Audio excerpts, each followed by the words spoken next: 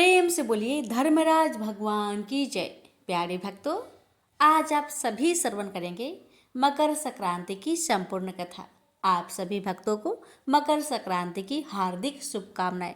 भगवान आप सभी भक्तों की, हमारी सभी की मनोकामना को पूर्ण करे, हर कष्टों को दूर करे, घर में सुख शांति बनी रहे, अन्न धन के भंडार सदा बने रहे। इसी प्रार्थना और अपने जीवन की मंगल कामना के साथ इस पावन कथा का रसपान करते हैं। एक समय की बात है कि नैमिषारण्य में सहस्त्रों शौनक आदि ऋषिगण परम श्रद्धा के साथ पुराणों के मनमज्ञ सूत जी महाराज से पूछने लगे, भगवान, हम आपके मुखा रविंद्र से धर्मराज जी की कथा, उसका विधान तथा महात्म्य सुनना चाहते हैं, सो आप हमें कृपा करके सुनाइए। सूत जी बोले, हे ऋषियों, आप लोगों ने मुझसे मनुष्यों के कल्याण की कामना से ये पूछा है, अतः आज मैं आप लोगों को धर्मराज जी की कथा सुनाता हूँ। सारे तीर्थ तथा व्रत करने से तथा नाना प्रकार का दान देने वाले मनुष्य भी जिनके उद्यापन को किए बिना सुख की भागी नहीं हो सकते, इस विषय में आप लोगों को इस लोक में सुख और आगे स्वर्ग की प्राप्ति के लिए धर्मराज जी की श्रेष्ठ कथा कहूँगा। आप लोग विश्वास रख कर श्रवण करें। पूर्व काल की बात है कि राजा बब्रुवाहन महोदय पूर्व में राज्य करता था। वह राजा बड़ा धर्मात्मा, दयालु तथा गौ ब्राह्मण और भक्त पूजक था। उसके राज्य में हरिदास विष्णु सेवक बड़ा तेजस्वी था। तदनुसार उसकी पत्नी भी बहुत सुशील और धर्मवती थी, जिसका नाम था गुणवती। हरिदास विष्णु सेवक बड़ा तपस्वी था। तदुसार उसकी पत्नी श्री भगवान की भक्त और पतिव्रता थी। उसने प्राय सभी प्रसिद्ध देवताओं के व्रत किए, परंतु धर्मराज जी की नाम से प्रभु सेवा कभी नहीं की। वह गणेश के, चंद्रमा के, हरतालिका आदि देवियों के, राम कृष्ण जन्माष्टमी, महाशिवरात्रि आदि शिव जी के सभी व्रत किए थे। बड़ी श्रद्धा से एकादशी का व्रत भी करती हुई, यथाशक्ति दान भी करती थी और अतिथि सेवा से कभी विमुख नहीं रही। इस प्रकार धर्मपरायण या वृद्ध अवस्था में मृत्यु को प्राप्त हुई तो धर्मचरण के प्रभाव से यमदूत उसे आदर पूर्वक धर्मराज के पुर में ले गए। दक्षिण दिशा में पृथ्वी से कुछ ऊपर अंतरिक्ष में धर्मराज जी का बड़ा भारी नगर है, जो कि पापी लोगों को भयकारी है। धर्मराज का पुर 1000 योजन का है। वह चकोर है तथा उसके 4 द्वार है तथा वह नाना प्रकार के रत्नों से शोभ्यमान। काई मनुष्य जो पुण्य भोगने को गए हैं निवास कर रहे हैं। स्थान स्थान पर गीत सुनाई दे रही है और बाजे बज रहे हैं। उस नगर में 7 कोट है। उसके बीच में महासुंदर धर्मराज जी का मंदिर है। वह रत्नों से बना हुआ है और अग्नि, बिजली, बाल सूर्य के समान चमक रहा है। उसके दरवाजे को पिरिया अष्टफिक मणि की है। हीरो की कड़ियों से आंगन चमक रहा है। उसके मध्य में अनुपम सुंदर सिंहासन पर धर्मराज भगवान विराजमान हैं। उनके पास चित्रगुप्त जी का स्थान है, जो कि मृत प्राणियों की पाप का लेखा भगवान धर्मराज जी को सुनाया करते हैं। यमराज के दूत गुणवती को वहां ले गए। उनको देखकर वह भयभीत होकर कांपने लगी और अपने सर को नीचे किए हुए खड़ी हो गई। चित्रगुप्त जी ने उनके पूर्व जन्म के किए हुए पाप पुण्य का लेखा जोखा जड़ करके भगवान धर्मराज जी को सुनाया। धर्मराज जी उस गुणवती की हरिहर आदि तथा सब देवों में भक्ति देखकर प्रसन्न हुए, पर कुछ उदासी भी उनके मुख मंडल पर झलकती हुई गुणवती को दिखाई दी। धर्मराज जी को उदास देखकर गुणवती ने भगवान से निवेदन किया कि हे भगवान, हे प्रभु, मैंने शुरू से लेकर अब तक अपने जीवन में कोई पाप कर्म नहीं किया, किसी का बुरा नहीं चाहा, सबका भला किया जितना कर सकूं। फिर भी भगवान आप उदास हैं। क्यों उदास है आप? इसका कारण क्या है भगवान? बताइए हे धर्मराज जी, क्या मुझसे कोई गलती हुई है? तो धर्मराज जी कहने लगे, देवी, तुमने व्रत आदि से सब देवों को संतुष्ट किया है, परंतु तुमने मेरे नाम से कुछ भी दान पुण्य नहीं किया है। यह सुनकर गुणवती ने कहा, हे धर्मराज भगवान, मेरे अपराध को क्षमा कर दे। आपकी उपासना मैं नहीं जानती थी। अब आप कृपा करके मुझे उपाय बताइए जिससे मनुष्य आपकी प्रीति के पात्र बन सके। यदि मैं आपके भक्ति मार्ग को आपके मुख से श्रवण कर वापस मृत्यु लोक में जा सकूं, तो भगवान मैं आपको संतुष्ट करने की उपाय करूंगी। गुणवती की बात सुन धर्मराज जी ने कहा, सूर्य भगवान के उत्तरायण में जाते ही जो महापुण्यवती मकर संक्रांति आती है, उस दिन से मेरी पूजा शुरू करनी चाहिए। इस प्रकार साल भर मेरी कथा सुने और मेरी पूजा करे, इसमें कभी नागा नहीं करे। आपातकाल आने पर भी मेरे धर्म के इस 10 अंगों का पालन करता रहे।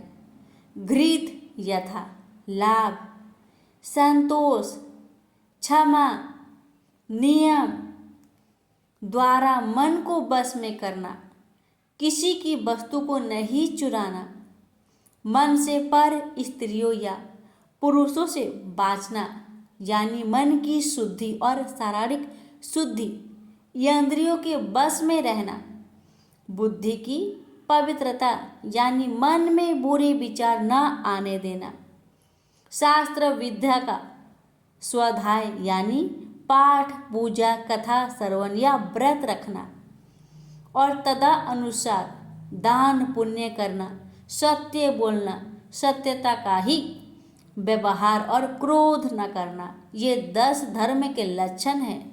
और मेरी इस कथा को नियम से सदा सुनता रहे, पढ़ता रहे और यथाशक्ति दान पुण्य तथा परोपकार करता रहे। जब साल भर बाद फिर मकर संक्रांति आए तब उद्यापन कर दे। सोने की या असमर्थ हो तो चांदी की मूर्ति बनाए, किसी विद्वान ब्राह्मण द्वारा पूजन हवन आदि करे, मूर्ति की प्राण प्रतिष्ठा कर पंचामृत से स्नान करा, षोडशोपचार से उसकी पूजा करे तथा चित्रगुप्त जी की भी पूजा करे। वह सफ़ेद काले तिलों के लड्डू का भोग लगाए। हमारी पूर्ण पुष्टि के लिए ब्राह्मण को भी भोजन कराए और बांस की छावड़ी में 5.25 सेर धान्य जवार जो मुक्ता तुल्य मानी है, किसी ब्राह्मण या मंदिर में भेंट करे। स्वर्ग में चढ़ने के लिए सोने या चांदी की नसेली धर्मराज मंदिर में दान करे। इसके साथ ही सुंदर बनी हुई सैया, मुलायम गद्दा तथा रजाई और तकिया हो। इसके अलावा कंबल, पादुकाएं, लकड़ी या डंडा, लोटा, टोल, 5 कपड़े भी धर्मराज जी के निमित्त और यदि समर्थ हो तो श्वेत, काली या लाल गाय चित्रगुप्त के निमित्त धर्मराज मंदिर में दान करना चाहिए। ये सभी वस्तुएं सर्व साधारण के लिए हैं। धनवान व्यक्ति और भी दान करे तो उत्तम है। गुणवती ने धर्मराज जी से प्रार्थना की, हे प्रभु, यदि ऐसी बात है, यह दूतों से मुझे छुड़ाकर फिर संसार में भेजिए, जिससे मैं आपके कथा का प्रचार कर सकूं। जैसे ही उसकी प्रार्थना पर भगवान धर्मराज जी ने गुणवती को भूलोक पर वापस जाने की स्वीकृति दे दी। उसी समय मृत शरीर में पुनः प्राणों का संचार हो गया और उसके पुत्र कहने लगे, हमारी माता जी भी जीवित हो गई। इसके बाद गुणवती ने अपने पति और पुत्र आदि को सब बातें बताई जो धर्मराज जी ने मनुष्य के कल्याण के लिए कही थी। और गुणवती ने मकर संक्रांति से विधिवत उसने धर्मराज जी की प्रतिदिन पूजा और कथा आरंभ कर दी और स्वर्ग जाने के लिए दान पुण्य कर्म आदि भी आरंभ करने लगी। इस प्रकार गुणवती साल भर कथा सुनकर धर्म के 10 अंगों का पालन कर पुनः मृत्युपरांत वापस स्वर्ग में देवताओं ने गुणवती का आदर किया और सदा स्वर्गीय भोगों को भोगती रही। सूत महाराज ने सनकादिक ऋषियों से कहा, हे मुनियों, जिस घर में स्त्री या पुरुष इस धर्मराज भगवान की व्रत कथा को श्रद्धा से पढ़े या सुने तो वो दुख से मुक्त हो जाते हैं तथा संपूर्ण दान देने से पाप मुक्त हो जाते हैं। इसमें कोई संशय की बात नहीं कि मृत्यु काल में यमदूत जो लेने आते हैं वो भी उसको आदर पूर्वक ले जाते हैं और धर्मराज भी उसे सदा सुखी रखते हैं। यदि उन मनुष्य के कुछ पाप बाकी भी हो तो शीघ्र ही पाप नाश का उपाय बताकर शीघ्र ही पाप मुक्त कराने में सहायक बन जाते हैं। गरुड़ पुराण आदि में लिखा है, पापी लोग को यमदूत भयानक यातनाएं देते हुए ले जाते हैं, परंतु धर्मराज जी की कथा व दान पुण्य धर्म राज मंदिर में करते हैं, वह मनुष्य यमपुरी में कष्ट नहीं पाते। वह मनुष्य शीघ्र ही स्वर्ग तथा मोक्ष को प्राप्त होते हैं। प्रेम से बोलिए धर्मराज भगवान की जय। हे धर्मराज जी भगवान, आपकी कथा कहने वाले, श्रद्धा पूर्वक सुनने वाले सभी भक्तों पर अपनी कृपा सदा सर्वदा बनाए रखे। प्रेम से बोलिए धर्मराज भगवान की जय। एक गांव में 2 सेठानियां थी। एक के घर में बहुत धन था पर वह दिल से कंजूस थी और दूसरे के पास धन थोड़ा था मगर वह दिल से बहुत दयावान थी, बहुत दानी थी। छोटी सेठानी रोज सवेरे उठती, गंगा स्नान करती, तुलसी माता को सींचती, वर पीपल को सींचती और फिर भगवान के मंदिर में जाकर धर्मराज भगवान, सूरज भगवान की कहानी सुनती। एक दिन भगवान के भोग लगाकर अतिथि को जिमाती है, गाय कुत्ता के लिए ग्रास निकालती है। दूसरी सेठानी इस धर्मात्मा को देखकर हंसती और कहती, पता नहीं दिन भर ये क्या क्या करती है। थोड़े समय बाद दोनों सेठानियों को भगवान का बुलावा आया। धर्मात्मा सेठानी के लिए यमराज भगवान ने अपना विमान भेजा और भगवान को न मानने वाली सेठानी को दूध मारते घसीटते हुए लेते गए।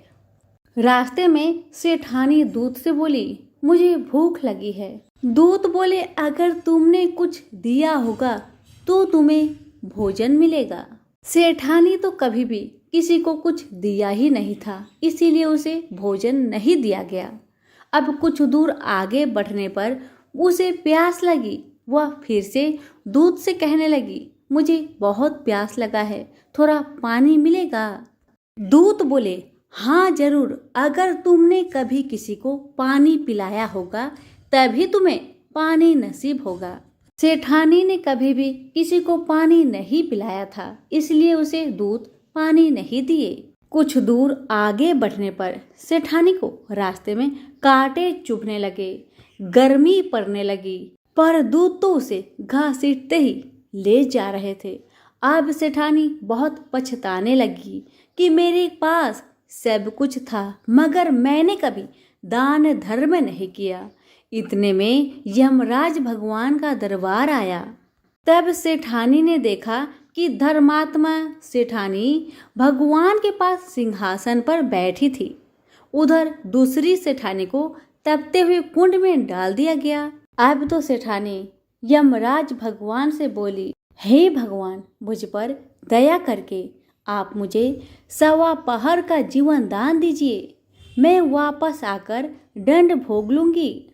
यमराज भगवान तो बहुत दयालु है। उन्होंने सेठानी पर दया दिखाकर उसे 1 दिन का जीवन दान दे दिया।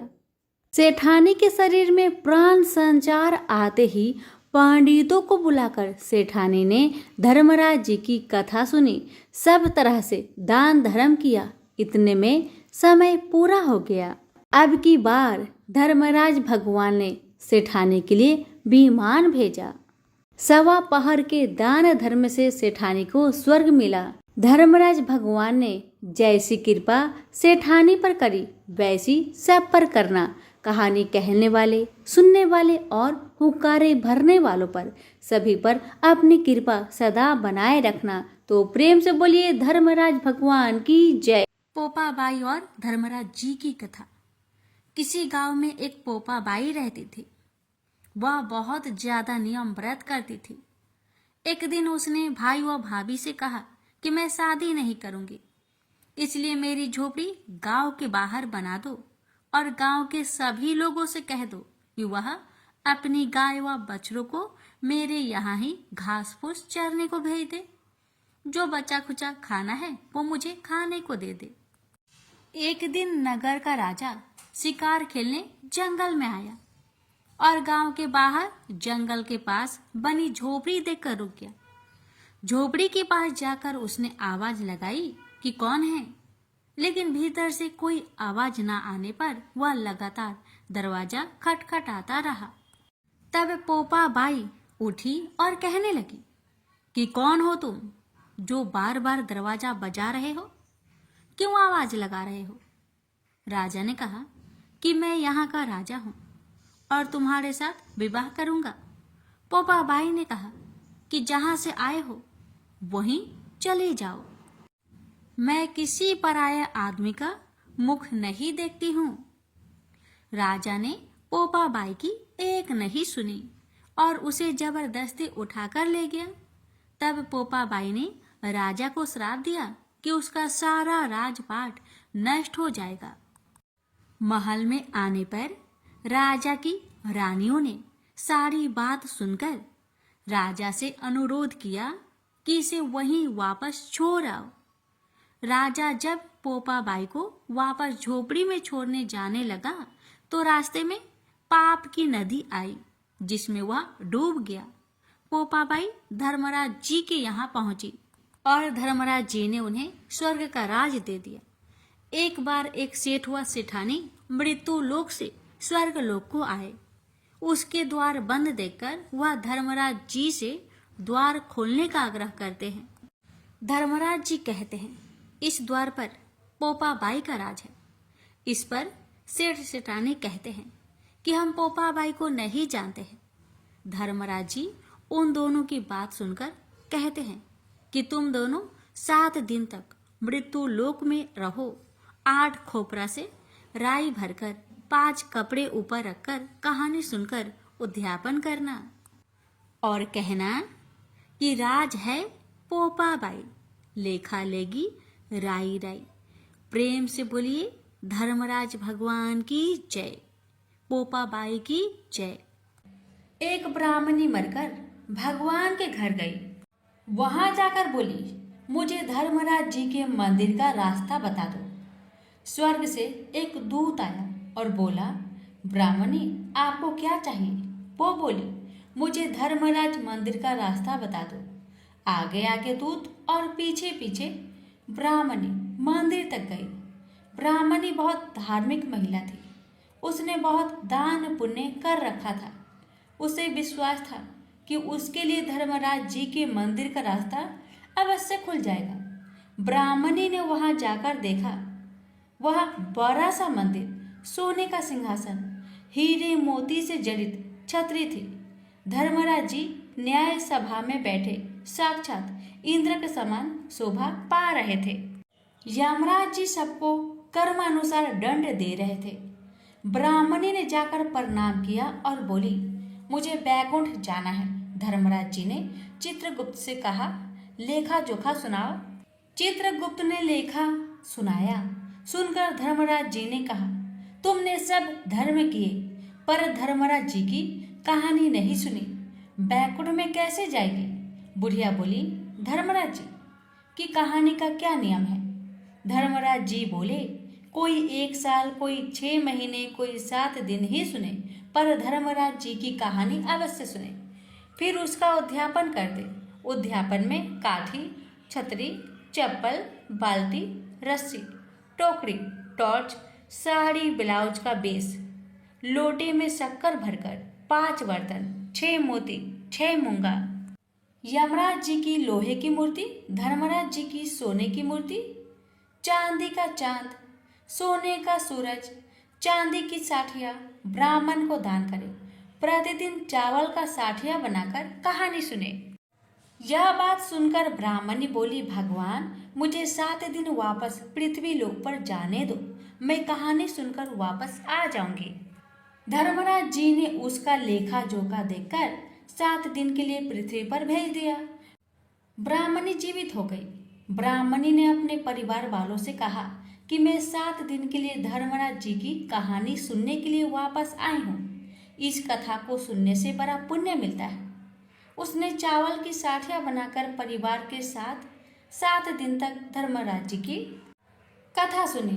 7 दिन पूरे होने पर वापस धर्मराज जी का बुलावा आया और ब्राह्मणी को बैकुंठ में श्री हरि के चरणों में स्थान मिला। प्रेम से बोलिए धर्मराज भगवान की जय। एक ब्राह्मणी थी, वह बहुत धार्मिक महिला थी। सभी ग्रामवासी उसका बहुत सम्मान करते थे। कोई भी उसकी शरण में आता वह सबकी मदद किया करती थी। मन ही मन भगवान का स्मरण किया करती थी। भगवान की सेवा पूजा व जरूरतमंदों की सेवा ही उसका परम धर्म था। एक दिन ब्राह्मणी मरकर भगवान के घर गई। वहां जाकर बोली, मुझे बैकुंठ का रास्ता बता दो। स्वर्ग में से एक दूत आया और बोला, ब्राह्मणी आपको क्या चाहिए? वो बोली, मुझे बैकुंठ का रास्ता बता दो। आगे आगे दूत और पीछे पीछे ब्राह्मणी मंदिर तक गई। ब्राह्मणी बहुत धार्मिक महिला थी। उसने बहुत दान पुण्य कर रखा था। उसे विश्वास था कि उसके लिए बैकुंठ का रास्ता अवश्य खुल जाएगा। ब्राह्मणी ने वहां जाकर देखा, वहां बड़ा सा मंदिर, सोने का सिंहासन, हीरे मोती से जड़ित छतरी थी। चित्रगुप्त जी न्याय सभा में बैठे साक्षात इंद्र के समान शोभा पा रहे थे और न्याय नीति से अपना राज्य संभाल रहे थे। यमराज जी सबको कर्म अनुसार दंड दे रहे थे। ब्राह्मणी जाकर प्रणाम किया और बोली, मुझे बैकुंठ जाना है। चित्रगुप्त जी ने लेखा सुनाया और कहा, ब्राह्मणी तुमने सब धर्म किए परंतु धरती माता की कहानी नहीं सुनी, इसलिए तुम्हारे सिर पर धरती माता का कर्ज है। बैकुंठ में कैसे जाएगी? ब्राह्मणी बोली, धरती माता की कहानी के क्या नियम है? चित्रगुप्त जी बोले, कोई 1 साल, कोई 6 महीने, कोई 7 दिन ही सुने, पर धरती माता की कहानी अवश्य सुने, फिर उसका उद्यापन कर दे। धरती माता की कहानी सुनने से जाने अनजाने किए गए पाप कर्मों को धरती माता हर लेती है। स्वर्गलोक में धर्म को ही स्थान प्राप्त है। यहाँ पाप के लिए कोई जगह नहीं है। धरती माता की कहानी पीपल के पेड़ के नीचे बैठकर सुननी चाहिए। यह बात सुनकर ब्राह्मणी ने प्रार्थना की कि मुझे 7 दिन वापस पृथ्वी लोक पर जाने दो, मैं कहानी सुनकर वापस आ जाऊंगी। चित्रगुप्त जी ने उसका लेखा जोखा देखकर 7 दिन के लिए पृथ्वी पर भेज दिया। ब्राह्मणी जीवित हो गई। ब्राह्मणी ने अपने परिवार वालों से कहा कि मैं 7 दिन के लिए धरती माता की कहानी सुनने के लिए वापस आई हूँ। इस कथा को सुनने से बड़ा पुण्य मिलता है। उसने पीपल के पेड़ के नीचे बैठकर परिवार के साथ 7 दिन तक धरती माता की कथा सुनी। 7 दिन पूरे होने पर वापस धर्मराज जी का बुलावा आया और ब्राह्मणी को बैकुंठ में ही श्री हरि के चरणों में स्थान प्राप्त हुआ। जो कोई भी प्राणी धरती माता की कहानी सुनता है, मृत्यु के समय सभी पाप कर्म धरती माता हर लेती है। वह प्राणी को बैकुंठ में स्थान प्राप्त होता है। धरती माता की जय हो। धरती माता की सदा ही जय हो। जय बोलो धरती माता की जय हो। यह बात उस समय की है जब देवलोक के शिल्पकार विश्वकर्मा भगवान की एक पुत्री थी। उसका नाम था संज्ञा। वह दिन भर तपती धूप में खेला करती थी। सूर्य की तेज किरणों से जैसे उस पर कोई असर ही नहीं होता था। संज्ञा जब बड़ी हुई तो एक दिन विश्वकर्मा और उसकी पत्नी ने संज्ञा को बड़े मुग्ध भाव से सूर्य को निहारते देखा। यह देख विश्वकर्मा बोले, देवी, ऐसा लगता है हमारी बेटी सूर्य पर मोहित हो गई है। देख रही हो कितने मुग्ध भाव से सूर्य की ओर ताके जा रही है। मुझे भी ऐसा ही लगता है हे स्वामी। विश्वकर्मा की पत्नी ने कहा। सूर्य के सौंदर्य के प्रति संज्ञा का आकर्षक उसकी आयु के साथ बढ़ता ही गया। एक दिन विश्वकर्मा उसे अपने साथ हाथी पर बैठाकर सैर करने को निकले। अपनी पुत्री को सूर्य की ओर निहारते देख उन्होंने पूछ लिया, बेटी, अब तुम छोटी नहीं रही। मैं सोचता हूँ जल्दी ही तुम्हारा ब्याह कर दूं। बताओ बेटी, बताओ, किस देव को तुम चाहती हो? बताओ। मैं तुम्हारा विवाह उसी देव के साथ करूंगा जिसको तुम चाहती हो। बेटी कहने लगी, पिताजी, आकाश में सूर्य से बढ़कर कोई तेजस्वी नहीं है। संज्ञा की बात सुनकर विश्वकर्मा ने कहा, बेटी, ठीक है, हम तुम्हारा शादी सूर्य से ही करा देते हैं। अब विश्वकर्मा अपनी पुत्री को लेकर सूर्य के पास पहुंच गए। उन्होंने अपनी पुत्री की इच्छा सूर्य देव को बताई तो सूर्य देव ने उनका प्रस्ताव सहर्ष स्वीकार कर लिया और बोले, आपकी पुत्री मेरे साथ विवाह करना चाहती है। यह मेरे लिए सौभाग्य की बात है, पर अपनी बेटी से पूछ तो लीजिए कि वह मेरा ताप सहन कर पाएगी या नहीं। विश्वकर्मा ने संज्ञा को एक और ले गए और पूछा, बेटी, सूर्य देव का उत्तर तुमने सुन लिया। अब बताओ, तुम उनका ताप सहन कर लोगी? हर ऋतु का ताप उनका अलग अलग होता है। अब तुम बताओ, क्या सह पाओगी? संज्ञा ने कहा, पिताजी, हाँ, मैं सह पाऊंगी। अब विश्वकर्मा ने कुछ ही दिन बाद संज्ञा का विवाह सूर्य देव के साथ करा दिए। संज्ञा सूर्य देव के साथ उनके लोक चली गई। अब तो संज्ञा सूर्य देव के साथ सुख पूर्वक रहने लगी। फिर उनके वहां एक पुत्र पैदा हुआ जिसका नाम रखा गया मनु। अनेक ऋषि मुनि बालक को आशीर्वाद देने आए। यह बालक ज्ञानियों में भी ज्ञानी होगा। ऋषियों ने भविष्यवाणी की। आशीर्वाद सच निकला। जब वह कुछ बड़ा हुआ तो ऋषि मुनियों से शिक्षा ग्रहण करने लगा। सूर्यदेव और संज्ञा को अपने बेटे पर बड़ा गर्व था। वे बहुत ही प्रेम से अपने बेटे का लालन पालन करते थे। अनाचार एक बार ग्रीष्म ऋतु में सूर्य की किरणें बहुत ही प्रखर हो गई। उनका तेज अपने चरम सीमा पर जा पहुंचा। संज्ञा की चमड़ी रसने लगी। सूर्य देव ने उसे अपने पास बुलाया तो वह अपनी आंखों पर हाथ रखकर उनके पास पहुंची। सूर्यदेव बोले, संज्ञा मेरी ओर देखो, तुमने अपनी आंखें क्यों ढक ली? नेत्र खोलो और मेरी ओर देखो, मैं तुम्हारा पति हूँ। संज्ञा बोली, स्वामी आपके ताप से मेरी आंखें खुल नहीं पा रही है। संज्ञा की बात सुन सूर्यदेव ने कहा, इसका अर्थ तो ये हुआ कि तुम मुझे अपने से दूर कर रही हो। विवाह के पूर्व मैंने तुमसे पूछा भी था कि क्या मेरा ताप सहन कर पाओगी। तुम्हारी सहमति पाकर ही मैंने तुम्हारे साथ विवाह करना स्वीकार किया था, लेकिन अब तुम अपने वचन से मुकर रही हो। सूर्यदेव क्रोधित होकर कहने लगे। संज्ञा बोली, हे स्वामी, इसमें मेरा दोष नहीं, आपका ताप ही प्रखर है। यह सुन सूर्यदेव और भी कुपित हो उठे और बोले, सुनो संज्ञा, प्राणवान वस्तुओं को जीवित रखने वाला मैं ही हूँ, परंतु तुमने मेरी ओर से आंखें बंद कर ली, अतः तुम्हारे गर्भ से जो बालक उत्पन्न होगा वह यम होगा। यम अर्थात मृत्यु का देवता। संज्ञा वहां से भाग जाना चाहती थी, लेकिन बच्चों का मोह उसे विवश किए हुए था। संज्ञा की एक सहचरी थी, उसका नाम था छाया, जो हूबहू संज्ञा की ही प्रतिलिपि थी।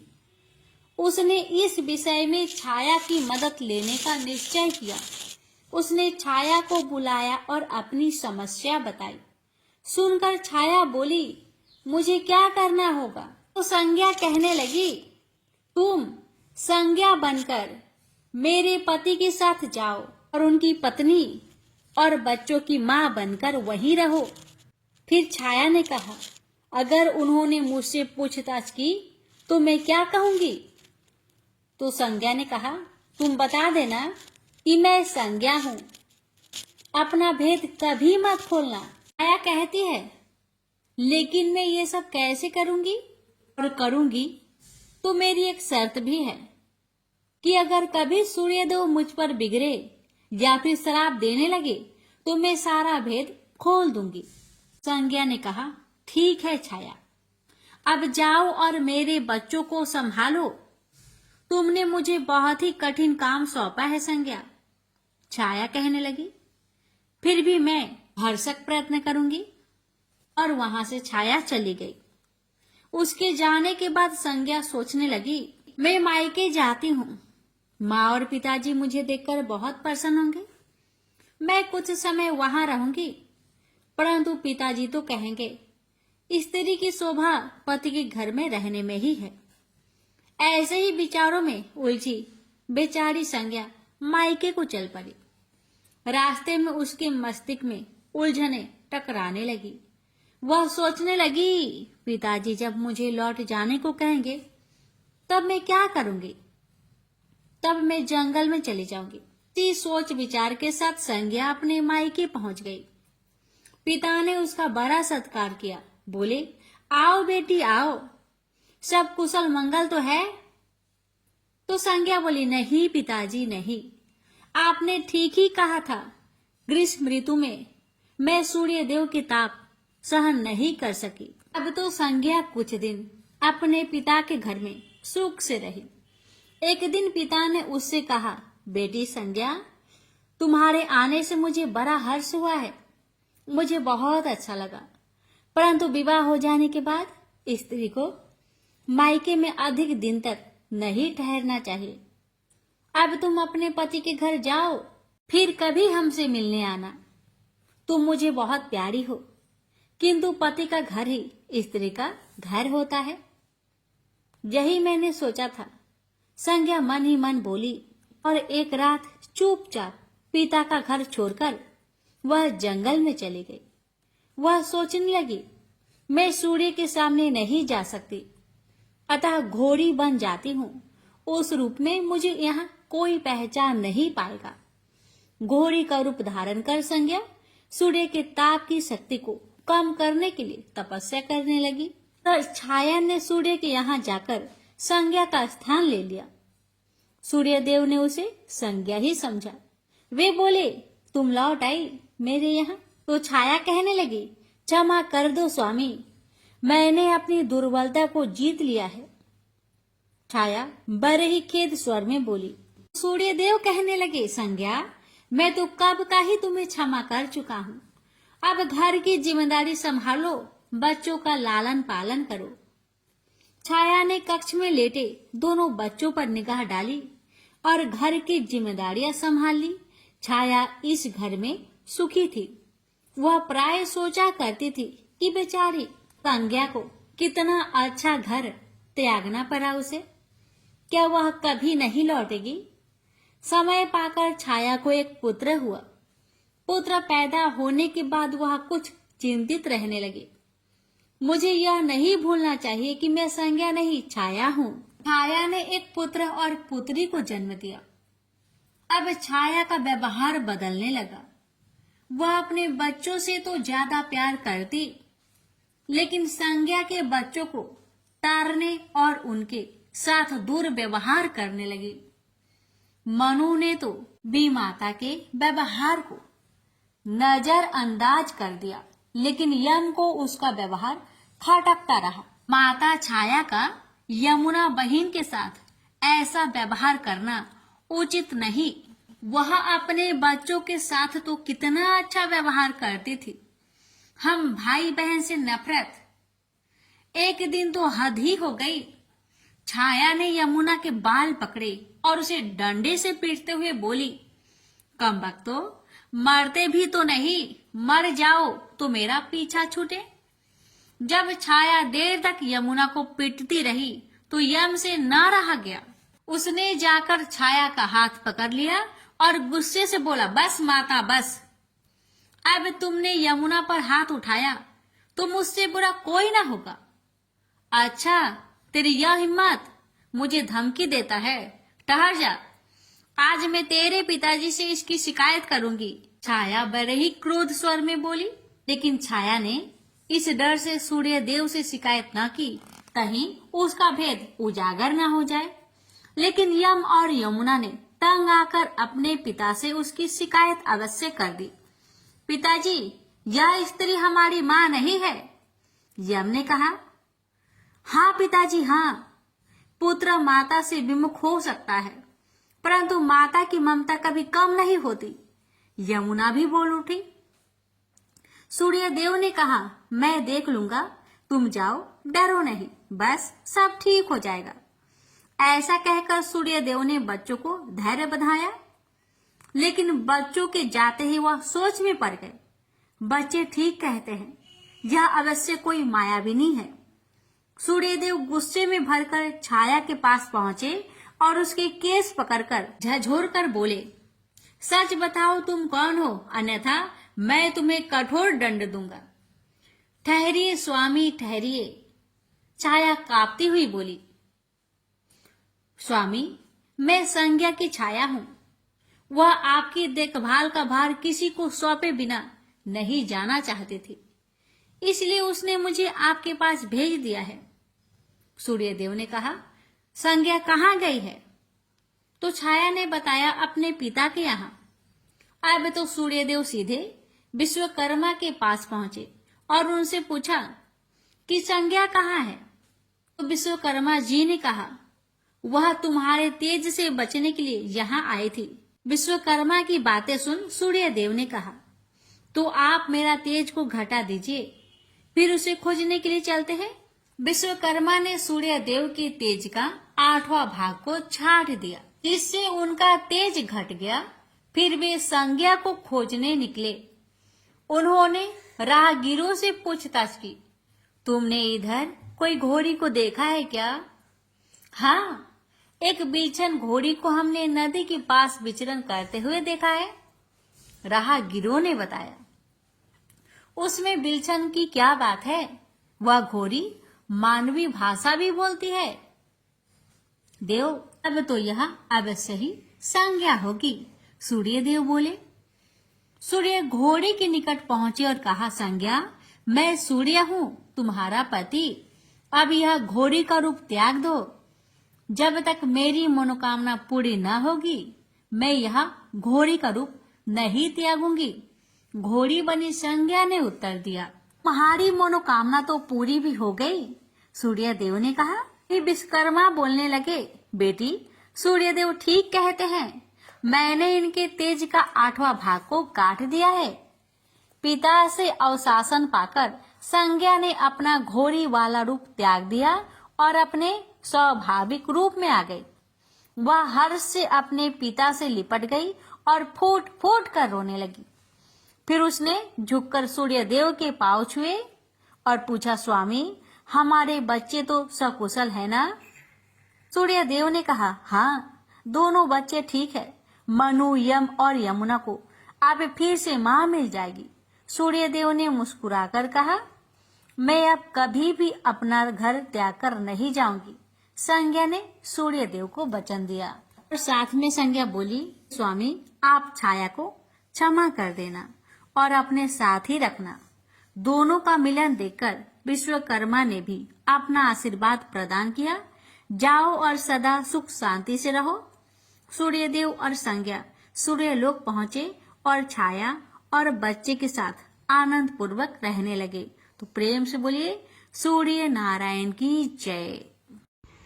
लापसी तपसी की कथा। एक लापसी था, एक तपसी था। तपसी हमेशा भगवान की तपस्या में लीन रहता था। लापसी रोजाना 1.25 सेर की लापसी बनाकर भगवान का भोग लगाकर जीम लेता था। एक दिन दोनों लड़ने लगे। लापसी बोला, मैं रोज भगवान की तपस्या करता हूँ, इसलिए मैं बड़ा हूँ। लापसी बोला कि मैं रोज भगवान को 1.25 सेर लापसी का भोग लगाता हूँ, इसलिए मैं बड़ा हूँ। नारद जी वहां से गुजर रहे थे। दोनों को लड़ता देखकर उनसे पूछा कि क्यों तुम लड़ रहे हो? लापसी ने खुद को बड़ा होने का कारण बताया और तपसी ने अपना कारण बताया। नारद जी बोले, तुम्हारा फैसला मैं कर दूंगा। दूसरे दिन लापसी और तपसी नहाकर अपनी रोज की भक्ति करने आए तो नारद जी ने छुपकर 1.25 करोड़ की एक अंगूठी उन दोनों के आगे रख दी। तपसी की नजर जब अंगूठी पर पड़ी तो उसने चुपचाप अंगूठी उठाकर अपने नीचे दबा ली। लापसी की नजर अंगूठी पर पड़ी लेकिन उसने ध्यान नहीं दिया। भगवान को भोग लगाकर लापसी खाने लगा। नारद जी सामने आए तो दोनों ने पूछा कि कौन बड़ा? तो नारद जी ने तपसी को खड़ा होने को कहा। वो खड़ा हुआ तो उसके नीचे दबी अंगूठी दिखाई पड़ी। नारद जी ने तपसी से कहा, तपस्या करने के बाद भी तुम्हारी चोरी करने की आदत नहीं गई, इसलिए लापसी बड़ा है और तुम्हें तुम्हारी तपस्या का कोई भी फल नहीं मिलेगा। तपसी शर्मिंदा होकर माफी मांगने लगा। उसने नारद जी से पूछा, मुझे मेरी तपस्या का फल कैसे मिलेगा? नारद जी ने कहा, यदि कोई गाय और कुत्ते की रोटी नहीं बनाएगा तो फल तुझे मिलेगा। यदि कोई ब्राह्मण को भोजन करवाकर दक्षिणा नहीं देगा तो फल तुझे मिलेगा। यदि कोई साड़ी के साथ ब्लाउज नहीं देगा तो फल तुझे मिलेगा। यदि कोई दिए से दिया जलाएगा तो फल तुझे मिलेगा। यदि कोई सारी कहानी सुने लेकिन तुम्हारी कहानी नहीं सुने तो फल तुझे मिलेगा। उसी दिन से हर व्रत कथा कहानी के साथ लापसी तपसी की कहानी भी सुनी और कही जाती है। लापसी तपसी की कहानी सुनने के बाद इस प्रकार कहा जाता है, लापसी का फल लापसी को मिले, तपसी का फल तपसी को मिले और मेरा व्रत का फल मुझे मिले। जय श्री हरि।